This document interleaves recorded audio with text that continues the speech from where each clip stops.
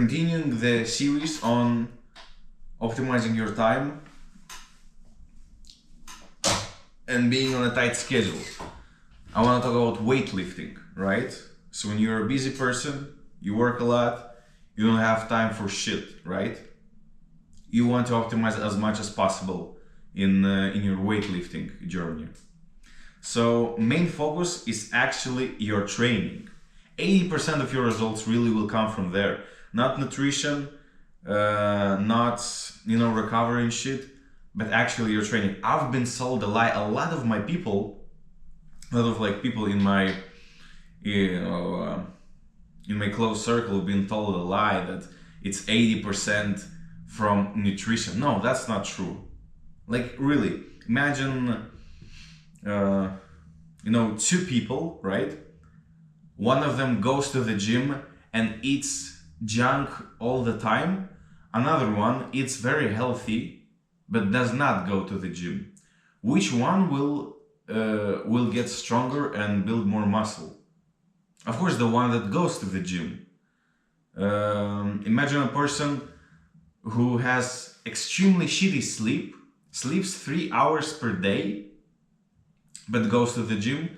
Another person sleeping 9 hours, 10 hours per day, not going to the gym. Who will build more muscle? Most likely the first person, right? So this idea that 80% of your results come from nutrition or recovery, it's not true in real world scenario, because there's no people who sleep less than 6 hours on a constant basis or eat like complete dog food all the time. Like that's just not existent, right? So in the training,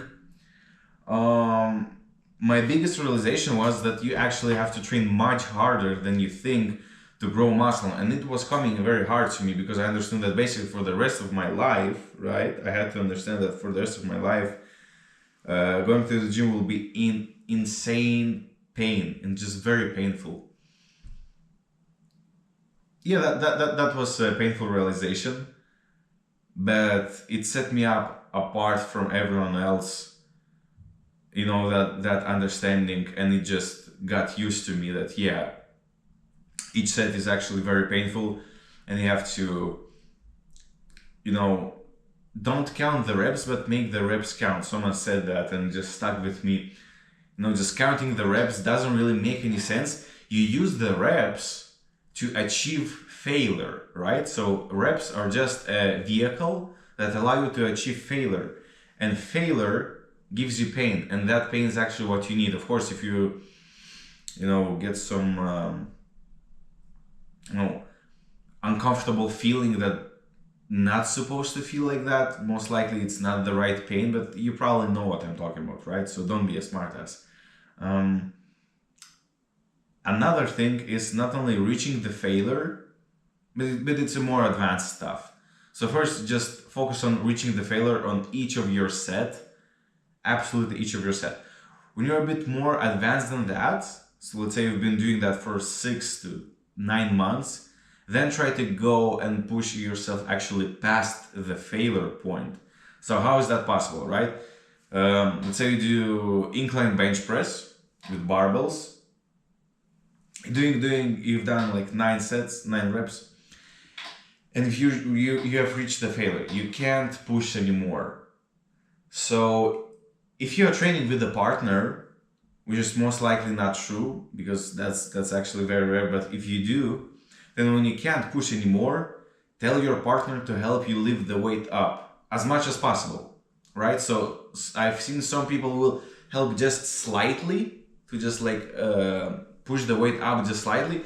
I don't think that's the best thing because at this point it's actually very difficult to lift the weight up, and you will probably use all of the energy you had on that rep, and I just don't like it. So if I'm training with a partner, I'm just telling him to help me push the weight up as much as possible, so there's as little of my input as there can be. And then myself, without any help, I'm lowering the weight as slow as possible. And most of the times, I'm able to do that 3 times, right? So add 3 to 4 more reps, And when my training partner helps me the last time, and I can feel that, yeah, that will be like absolutely my last rep, then I'm trying to lower the weight as slowly as possible. And that is actually most painful 4 seconds I have in my life, honestly. Each of that last set, when I'm pushing myself through the failure and I'm moving the weight as slowly as possible, like these last 4 seconds, I just want to die. It is that painful, but that is actually the point where you grow. So just embrace that. That is actually the fact. So if you are training without a partner, like it's majority of my workouts, go till failure, right? And just try to feel your body, right? So when you feel that it's your last rep, like your last rep looks like that, like you're shaking like crazy, then try to lower the weight as slowly as possible from that point. And of course, that means don't do any exercises where you can squeeze yourself and just you will need help with some, like basically any exercise where you don't need a spotter. And basically, I think it's every exercise except the barbell bench press. I think that is the only exercise where you actually need a spotter, because you will get just basically pressed down, both flat and incline. So be smart about the exercises that you pick. Then just try to incorporate drop sets to hit muscles more. I'm usually doing that on my last 2 exercises. So let's imagine a scenario. You're doing a chest press machine with 100 kg. You do 10 reps and you can't do any more. But if you would have switched to 80 or 70 kg immediately afterwards, you could definitely press maybe 4 to 5 reps more, right? So you still have that power and strength, but not for 100 kg. If you can bench press 100 kg for 1 rep, it doesn't mean, no, look, if you can bench press 100 kg for 10 reps, right? It doesn't mean that you can bench press 200 kg for 5 reps, Both have 1 ton of load, but that's not how muscles work, right? So the same thing is basically with your drop sets. So don't be afraid to put in more drop sets, especially if you're trying to bulk. When you have more energy and more resources in your body, you can do higher volume. That's absolutely fine. So on average, I'm aiming for 2 drop set exercises per 1 training session. So you can do more volume on the days when you're not time constrained. So of course on weekends that's non-negotiable. And in most of jobs, modern office slave jobs, your working time on Fridays ends a little bit earlier. So for me, instead of leaving job at like 7:20, 7:30, I leave at 6.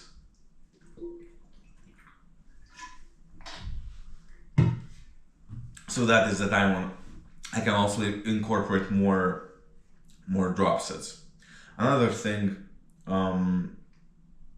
track each of your session. Like we all know that we have to do that, but it's really like it really sucks, the idea of that. Like initially I didn't want to be the nerd who would after each exercise just look at my phone and just track everything down, but honestly it was such a key mistake of mine in my first 6 months of training when I took it more seriously. I was training hard as I'm training right now, like going to the failure and past the point of failure, but I wasn't really tracking my progress. So You can't remember every exercise you've done, what was your rep count, sets and weight. So I would take, smaller weight a week afterwards and think like, oh, I can do 10 reps. That's really great. That is my weight. But a week before, maybe I was doing bigger weight, and I wasn't tracking that completely. So please just start tracking. Either use a note or an app. You don't necessarily have to pay for an app. I never paid for an app.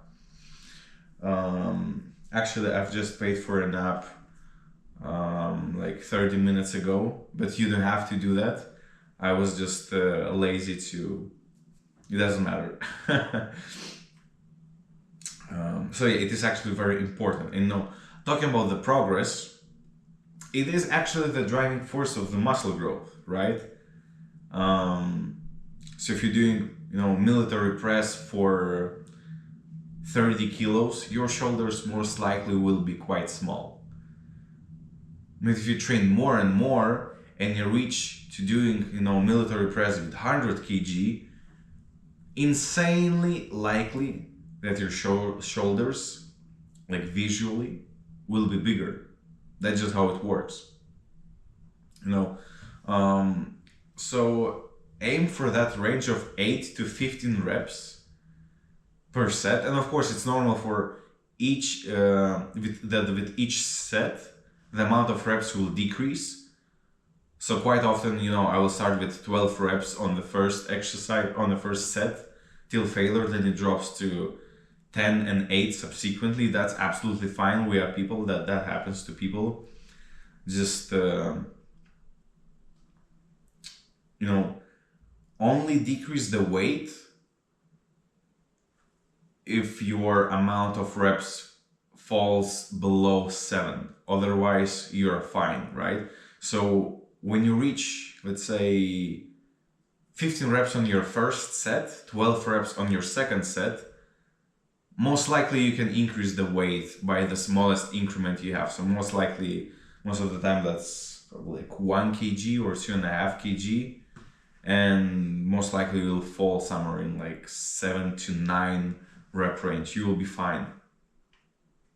So that is actually a very, very important thing. And even if sometimes you think that you can't increase the weight yet, actually just try it and you will be surprised by your strength. It happens to me so many times. I thought that I still have to work with the weight that I'm currently working with, and just try to either increase my amount of sets from 3 to 4, or increase the amount of reps from like 12 to 15. But sometimes I just feel that energy in me. I just feel that muscle confidence. I'm going for the higher weight, and I can do even almost the same amount of volume I was doing the week before, or just slightly less. And I was like, okay, like I just increased my weight by 2.5 kg just like that. It was so easy. So honestly, don't be afraid of increasing the weight, because sometimes you can do much more than you think. Point number 5, cardio. It is actually important for your overall health, even if you're a young person. Try to spend at least 10 minutes after each session. Personally, I don't have time for that much on working days for cardio, so I do that on weekends and on Friday. I really like this bike machine with moving handles. I know, it just gets me going. I really like that shit. And also I'm walking from my work to gym. I think it's probably like 7 or 8 minute walk, which is not a lot, I understand, but it's something, 5 times a day, 5 times a week, like to both directions. That kind of adds up, right? And if you sit at the desk all day in the office, like I'm sitting 12 hours a day, trust me, you have to do at least like 3 to 5 minutes cardio before lifting, to get your heart and lungs ready for the load. Previously I was driving in a car from work to gym, so I wasn't walking at all. And I think it was 4 months ago that I was sitting maybe 12 or 13 hours straight walking. Walking was inexistent for me. I started doing chest press, and after 2 sets, I felt like absolute shit. I felt like I'm gonna die. I was completely out of my breath. I was sweating. I had like nausea. I had crazy anxiety. My heart was racing. And just after two sets of chest press machine, like very lovely exercise, I felt like I'm done. Like I felt like I'm just gonna die. I just can't do this anymore. So I went to sauna. There were 2 guys. I talked to them about my situation, and they said, "Yeah, like you have to like prepare your heart for the session, you know." They were actually in the same situation as me, so they recommended me to take a 30-minute walk after lunch. I don't have that much time, right? If I would take 30-minute walk after my lunch, I would get fired immediately. So what I do instead of that is just before starting my workout, I spend like 3 to 4 minutes on this bike machine with moving handles. I try to do a bit higher than moderate intensity, and it actually really helps. I was surprised because it was only 3 to 4 minutes, and it makes such a big difference. Very good thing. Stretching.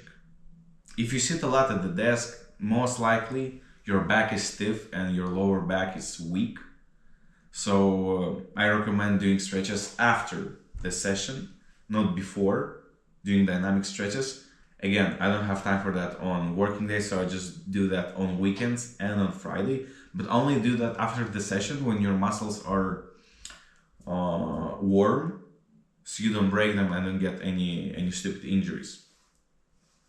Do at least like 10 minutes, and it's actually really enjoyable when you get to that. Alternative to stretching would be deep tissue or like massages for people that do sports. I know it's not a cheap pleasure, but for me I think it replaces like 3 to 4 weeks of stretching. You know, just 1 hour of deep tissue massage is honestly just so good. I just love the way it feels, man. I went there yesterday at like 8 p.m. I came back home at 9:10, and my sleep was just so good. I was feeling so relaxed, bro. Just look at this. Right? Like, how crazy is that? So I can really recommend you that. It's just the time, you know, I just lay back, I relax, I listen to some I don't know, like Indian relaxing music. It's just amazing feeling, honestly. If I would be a millionaire, I would do that probably 2 times a week, because it's just so good. Just one thing to keep in mind, it is actually really painful, especially when they squeeze muscles that are really tight. Like for me, it's my I don't know how these muscles are called, like this lower leg, right? How is it called? Calves. Yeah, my calves. They're really tight, and the pain was really excruciating. So when it's very painful for you, you'll have a spike in cortisol, and that will make it more difficult to fall asleep. So just keep that in mind. And last thing is gym frequency. So you have to understand that weekends are non-negotiable, and as I mentioned earlier, Fridays. Don't party on Fridays. Don't smoke drugs. Just go to the gym. It will be much more beneficial for you. Try to do at least 3 times per week. So this Friday and weekends works. No, and it's absolutely fine to go 3 times 3 days in a row, and then miss 4 days. I mean, as I'm telling you, you can't optimize for everything, right?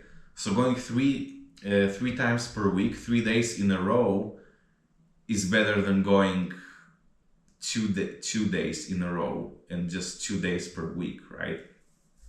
Just don't overthink that.